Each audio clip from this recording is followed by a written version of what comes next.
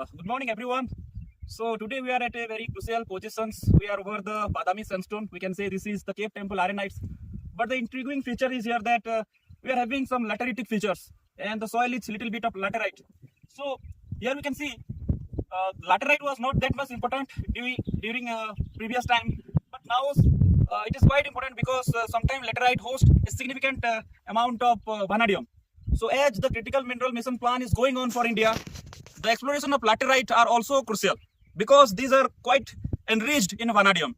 So in our case, the source, sometimes the lateritic source must be containing high content of aluminium or a basic type of rock. But how this laterite has been formed over a arenaceous rock like Cape Temple Arenite? Where is the source of this rock?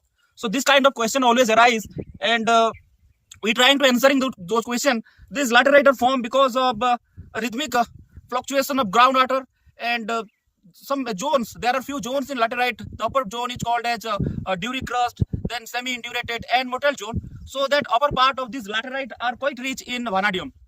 We don't know about these laterite, but yes, once a time we have seen in Handel XRF, those were giving some quite good result. But the main question here is how this laterite form? Where is the source rock? There is nothing source like basalt. There is nothing like any granitic rock or any kind of rock that can form this laterite. But yes, here we are having the laterite within the Badami sandstone, within the Cape Temple Arenite. That may be because of some kind of faulting that give rise to this vanadiferous laterite. Thank you. Talking about the laterite here, you can see there is a specimen of laterite. How much specific gravity you think about the laterite? It's quite heavy. As well as you can see these specular. These are nothing but the specular hematite.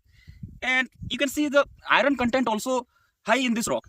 As well as if you see the yellow part, these are nothing but the limonite that represent the intense alteration and kaolinization of this rock. So what this gives idea about the rhythmic fluctuation of groundwater and the intermittent flow of water through the rock that form these alteration zones, as well as enrich this arenaceous kind sandstone rock with hematite. Thank you.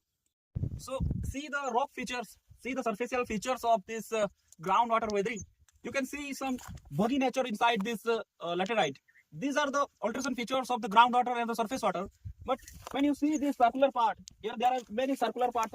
These may confuse you with the Pisolithic and Oolitic structure, but these are not.